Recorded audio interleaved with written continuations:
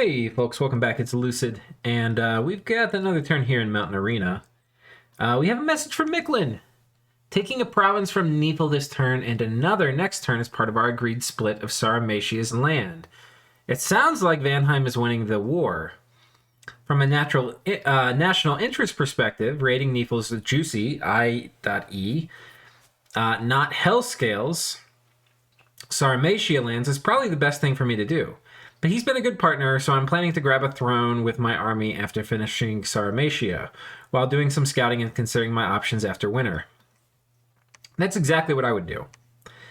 I don't think he necessarily knows the extent to which Neefel is boned, but, and when I say this is what I would do, I don't mean this is the optimal play. I mean, this is actually what I would do in a game, because I hate, like, if I worked with somebody, I just am hesitant to turn on them. Right, and he's doing the same thing. I think the optimal play for him to do would be to say, hey, I've heard you've lost a bunch of stuff, and I don't know how you're going to fight off Vanheim. Why don't you just let me have the Sarmatia stuff? And then if he says no, then say, okay, well, I'm going to end my non-aggression pact with you. And the risk of doing that is he would, like, give up to Vanheim and then, like, roll all this stuff at you because he's angry.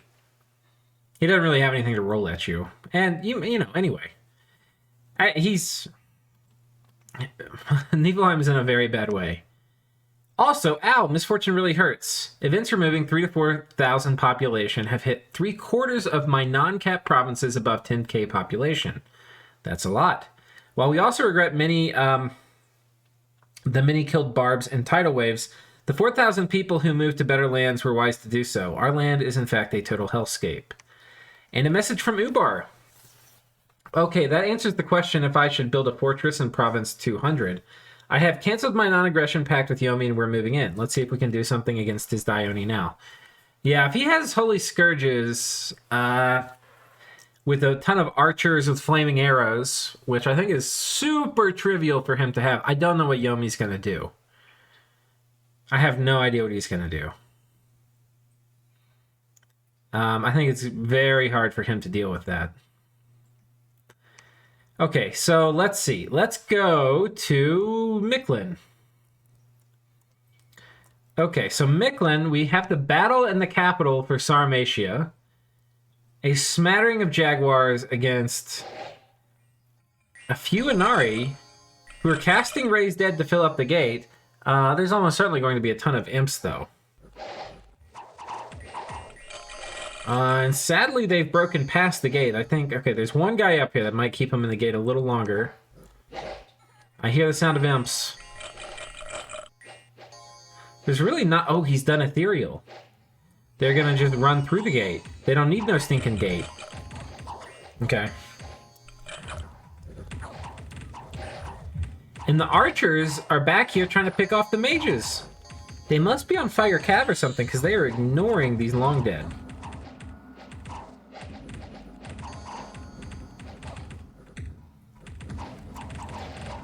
And these jaguars are getting in deep. Ooh, pull from the grave coming out, binding all of these guys. Pretty good form of banishment in a situation like this. You really couldn't ask for better. Because these jags are not exceptionally durable. He does have a Barkskin Bless, right? Which is significant. But you still don't want these guys getting surrounded. It's looking... I mean, this is looking like masterful. I was thinking this would be much more risky. But he's cleared the wall archers with the jags. That's the nice thing about doing body, ethereal, and attack, is they're actually going to kill the wall archers without having to run through and get stuck on a gate or something. And so these guys, the mages, are much less likely to get picked off. And this is the end here for Sarmatia.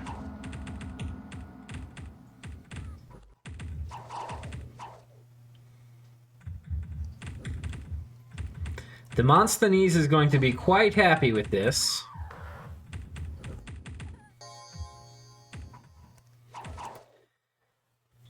Loses 20 archers and a slinger, and that's it, to take a capital filled with skelly spammers. Great use of body ethereal, great use of quickness. I'd say this is a master class in fort storming. Excellent. Takes this from Niflheim. Now the question, of course, there's some barbs here. Yeah. Has he gotten some bad events here? Hordes of peasants left their home in search of a better place to live. Yeah. The question here, of course, is what is happening, oh my goodness, to Niflheim. So there were 2 Nifl Jarls here. I don't know if he caught them. Oh, he did. Oh, God. He put death gems. Oh, this is a Soul Butcher one. Oh, my God. I feel so bad. If he loses this one, what is he going to cast with these death gems? He's got Liquid Body. That's very good. Holy Avenger, also good. Quicken Self. Possibly... Oh, the death gems are just from him killing shit. Okay. I don't know how I feel about Quicken Self. Oh, God. Trying to tank Van Heers. Oh, God. Only 11 hit points left. Please tell me Ball... God damn. Okay. For shame, Ballin. I want to check every single time if you finally put a Great Sword of Sharpness on the exact same commanders. And be surprised every time you didn't. Oh, man. These guys aren't anywhere close to fatiguing out.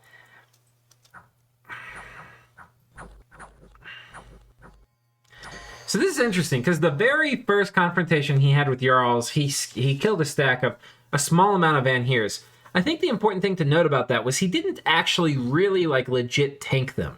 He just fucking killed the Van Heers, right? And this is too many Van Heers for him to just kill. He just killed them before they could kill him. Oh, so much damage. I mean, even with Liquid Body, yikes.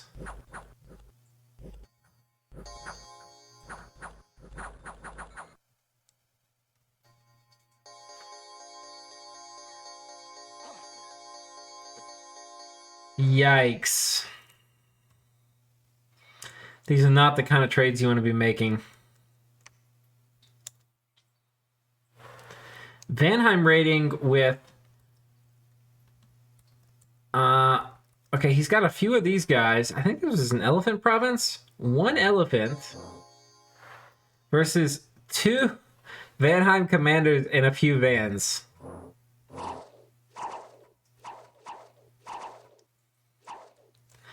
I still don't actually know how you lose this.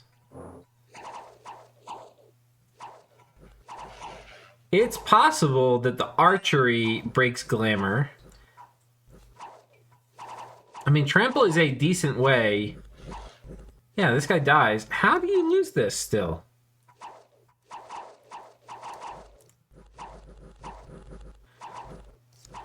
Okay, 1 commander's up front.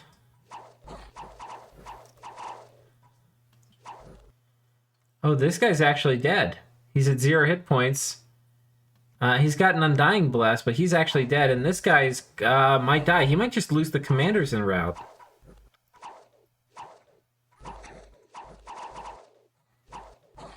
Oh my god, he got yeeted. The fuck? Oh my god. Attack roll 27 versus defense roll 23. Armor defeating hit. 15 damage roll. Jesus Christ.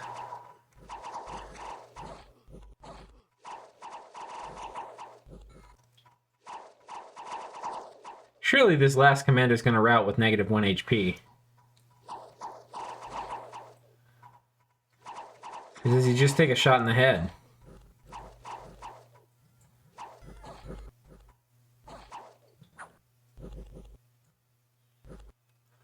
Oh, he wins. But the commanders both die. Ha! Because of Undying. So he wins, but loses 2 commanders. Pyrrhic victory. Meanwhile, Niflheim attacking here.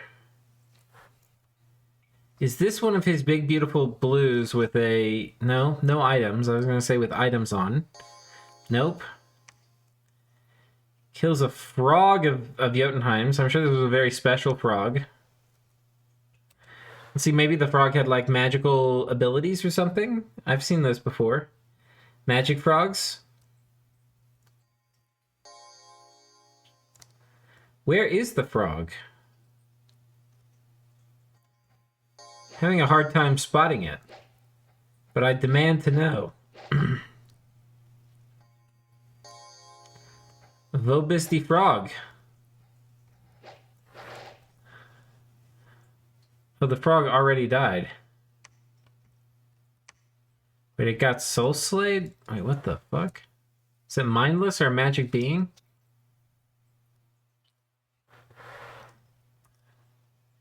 It's a mindless magic being.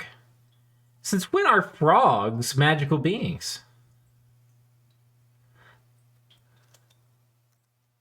Well, there he went. Okay. Yeah, things not looking very good on the Nifl front. He does have forts, but I don't know how he's going to protect his homeland. But I think Micklin actually has time.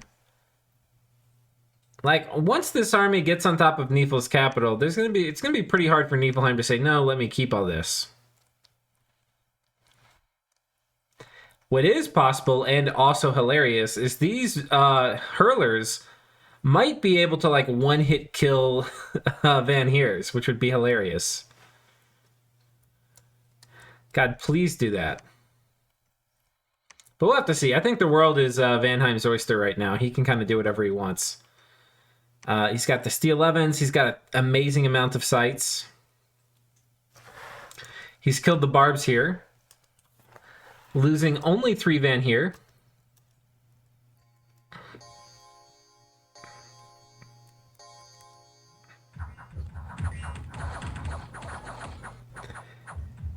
Yeah, offense is its own kind of defense. If you just kill the entire tile in front of you every round, how can they hit you?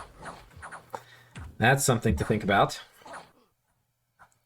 He's only losing a few guys on the edges where they get surrounded. Okay. That seems pretty respectable. So yeah, this column, very interesting. I think it's super favoring Micklin. Like, super favoring.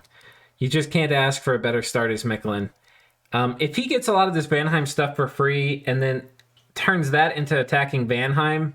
So if Micklin gets a lot of the Niflheim stuff for free and turns that into attacking Vanheim before he's ready, he could have the win condition of controlling the entire column.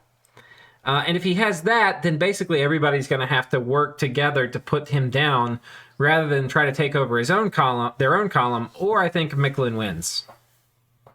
So I'm going to be... It may be that this is just too hard to coalition Micklin through these channels.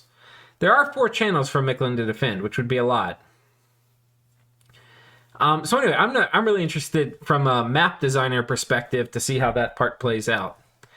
Anywho, let's come over next and look at Hinnom. Hinnom had some interesting decisions to make. He pings this again to see what's going on the outside of this fort. And this is a whole lot of death and destruction you do not want to fuck with melee troops at all. At all, at all. Not with this. Not with this plus what's inside. Dear God. We do not have our battle yet between Tianchi and Hinnom, but dear Jesus. Dear Jesus. Okay. I don't know exactly why Tianchi doesn't want to storm it. That I haven't figured out, because I thought he had it cracked last turn too, but maybe he didn't. We'll find out next turn. Anywho, not much else happening with Tianchi. Not much else happening with Niflheim. Let's come over and look at Yomi. Okay, so he's attacking here with a pretty big squad of dudes. And he does have flaming arrows, it looks like. I'm expecting Phoenix Power. This guy would do flaming arrows. He's got a Smasher here. Ooh, Thunderstrike, too. This is some advanced tech. Finally, the fun wagons have been put down. We'll watch their honorable death.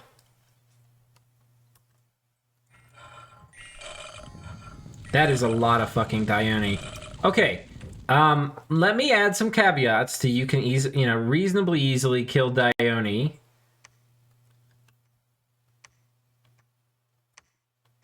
with smashers. There are exceptionally important caveats to this. One of them is, like, if there's 6 Dione together, they may just murder you before you can kill one of them. Okay, that's one of the important exceptions.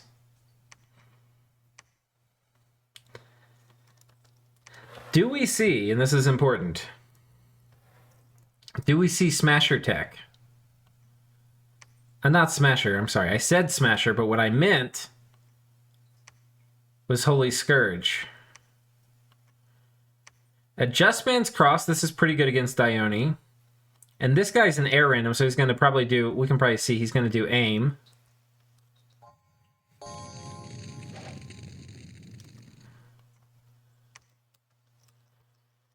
I don't know, blessing. Oh yeah, there it went. Oh, this guy's got, oh, we've got a few of these guys. Okay, so this is interesting. I'm liking this a lot. Okay, this guy did cast aim. No? Oh, he's got a precision bless. Ooh. I mean, this is going to be very accurate. 20 precision. Bless and magic bonus. Oh, he did, wait, he did cast aim. Oh, did he cast wind guide?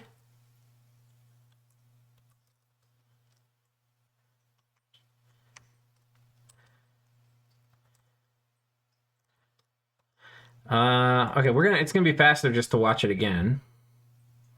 Rather than me sit here and click through all the commanders.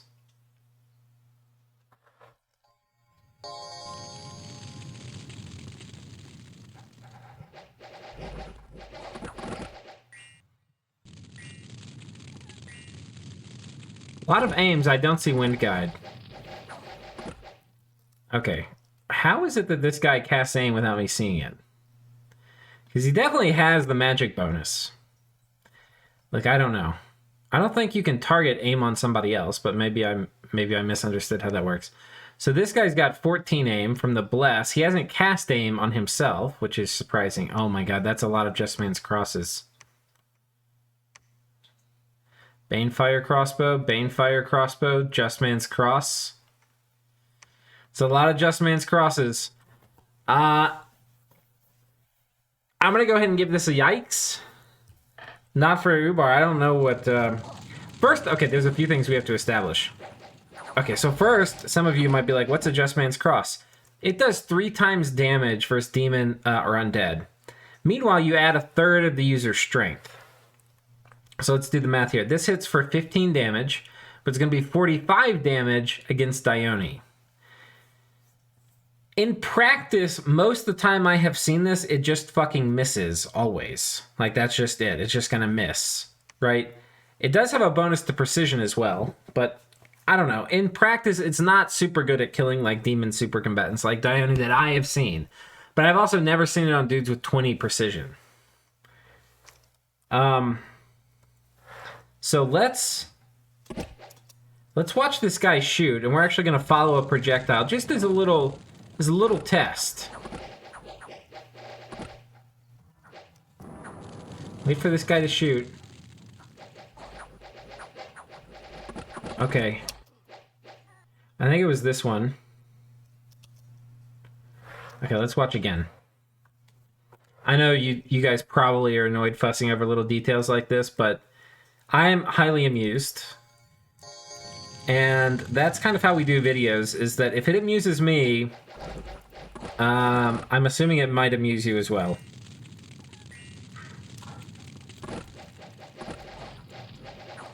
Okay, let's watch this guy.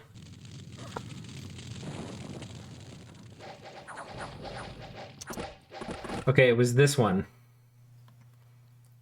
That top one. That one. Got pretty close.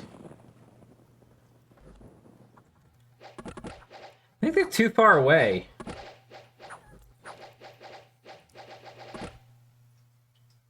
The other problem with this is air shield, right? That's the elephant in the room we have to talk about. There were a lot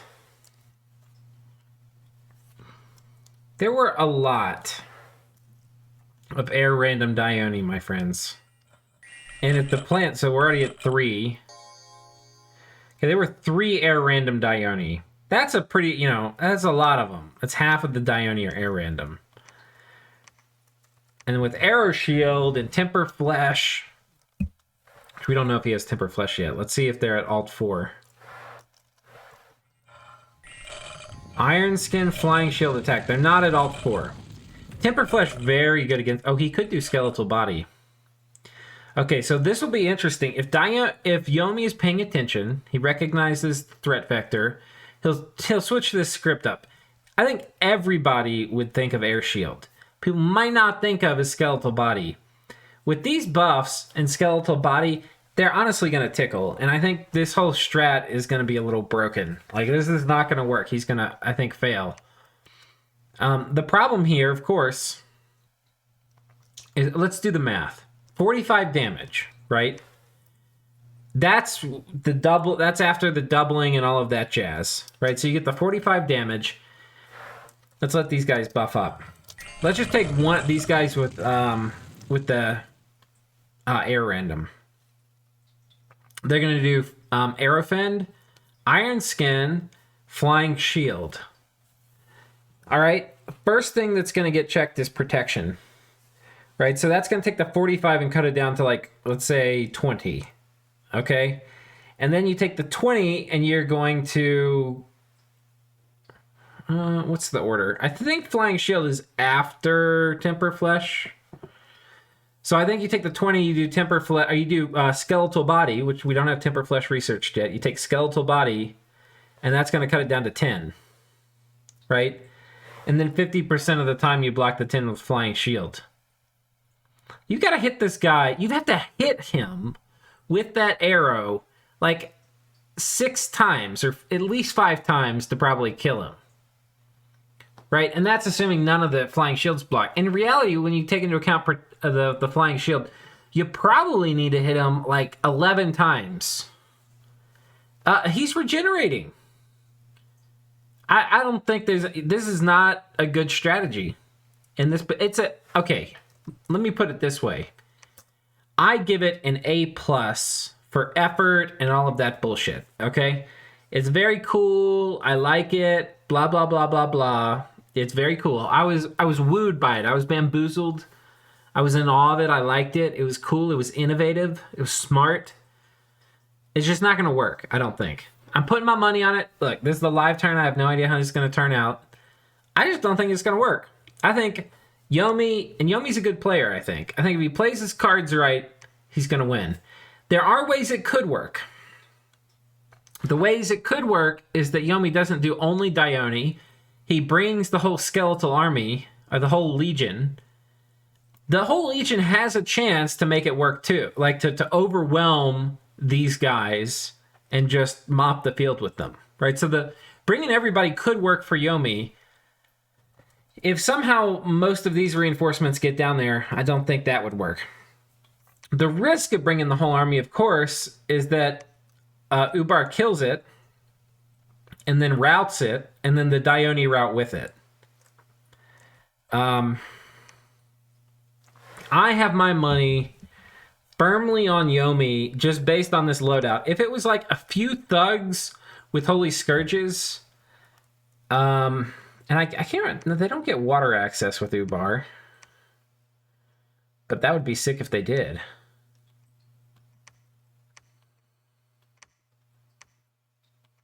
Yeah. Yeah, if it were a few gin of whatever flavor, or like a Sultan especially, but just really with a lot of Holy Scourges. Because the thing is a Holy Scourge will truly one-tap a Dione.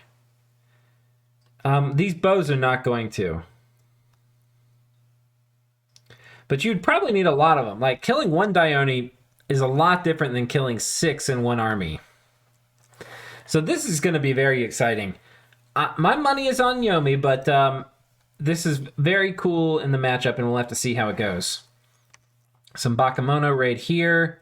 Takes this from Ubar.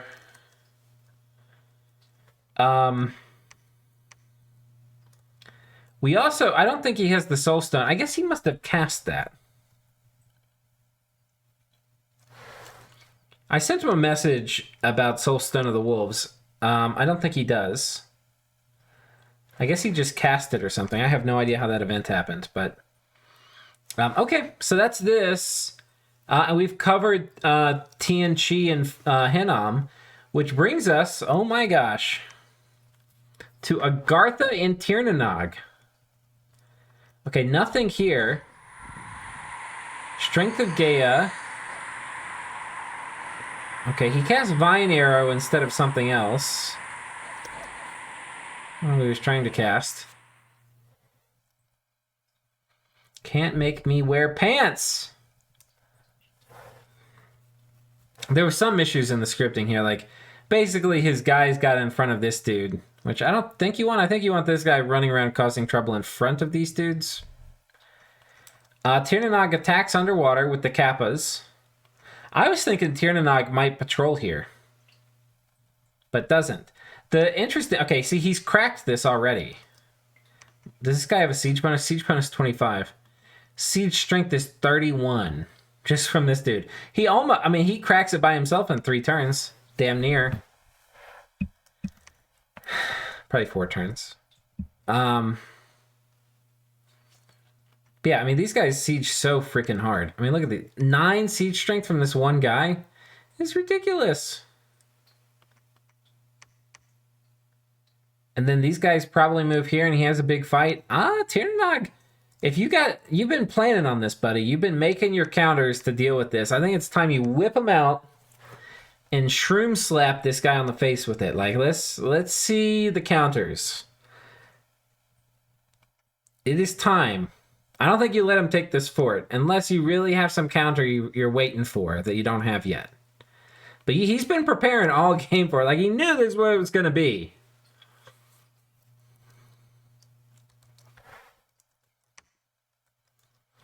Okay, Tirnanog attacking here.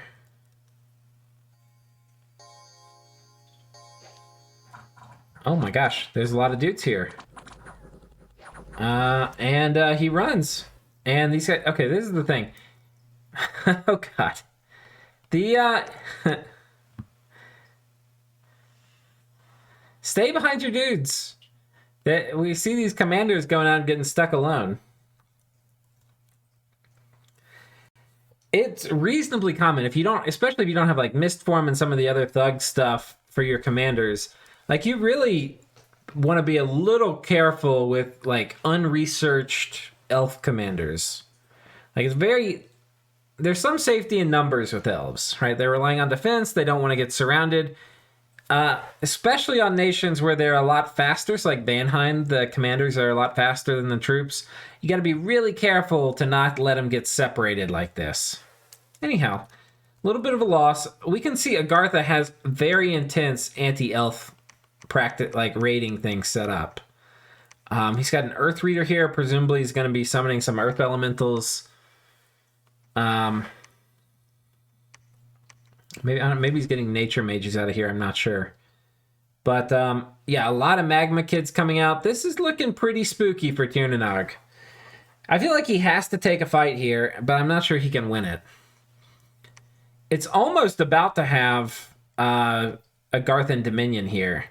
I think if as Agartha, you probably want to have a couple Holy Threes moving around with your god, so when you get in a situation like this, you can preach on the fort.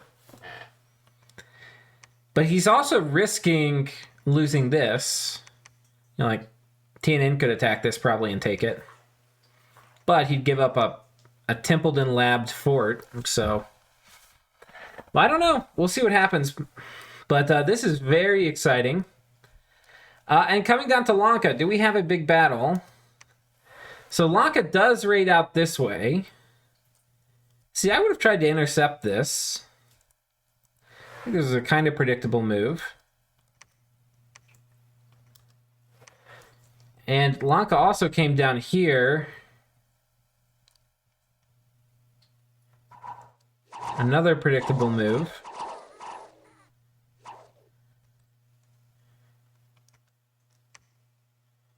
Lanka attacking here and failing. Machaka attacking Lanka here with the God.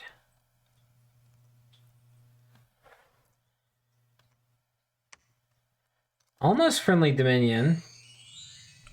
Personal Luck, Fire Shield, Astral Shield. Oh no, don't cast spells, please. Well, that's a lot of damage, though. That's a lot of damage. Oh my god. Wow, okay, I'm a little surprised by that, actually. I think he wanted him to cast Immolation off script.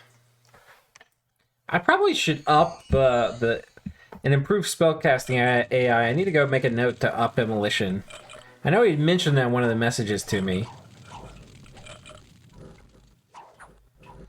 I mean, he's just getting the shit hit out of him. I mean, these Bandar hit hard. 24 damage? Like, these are not normal Long Dead. These are big freaking angry monkeys. These are demon, undead, zombie monkeys that hit for 24 damage. And that is a ton. And when you're harassed down to nothing, you're going to get hit every time. And they have enough hit points to survive quite a few fire shields. And they're mindless, so Astral Shield doesn't work. There's really almost no layers of protection here. There's 12 protection and Fire Shield. And luck, for whatever that's worth. Not a whole lot. Okay, I will admit, I am pretty surprised about that. I would have thought he would have won this. Just looking at it. But what I was surprised by is how hard these guys hit. It's not normal Long Dead spam. This is Lanka undead spam. And what does that mean? It means you get some useless shit like Solus Marcata that literally do nothing, right? But it doesn't really matter that much whether you're doing 5 damage or 15 damage or whatever. You have other guys who are doing 18 damage and 24 damage, right? So like versus higher protection stuff or like 12 protection things, you know, I think it's... the other thing is Solus are going to do way better when they surround something because they've got really bad attack and defense stats.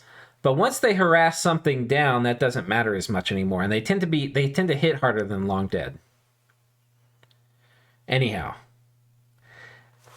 The god of Machaka, may he rest in peace. And he sat in his cap. I think he really needed to move out this turn and defend these two. But as we were talking about last time, it's still checkmate. It's just a checkmate in how long. So it's looking a little dire here. I expect Lanka's actually not going to go for the kill. I think Lanka's going to like squirrel around and try to take all the land and then finish the cap off. I don't think he feels in a hurry exactly. You know, he can go reanimate some more Long Dead. The God's dead. There's no more attack coming online. He's already got flaming arrows. I don't think Lanka's in any hurry.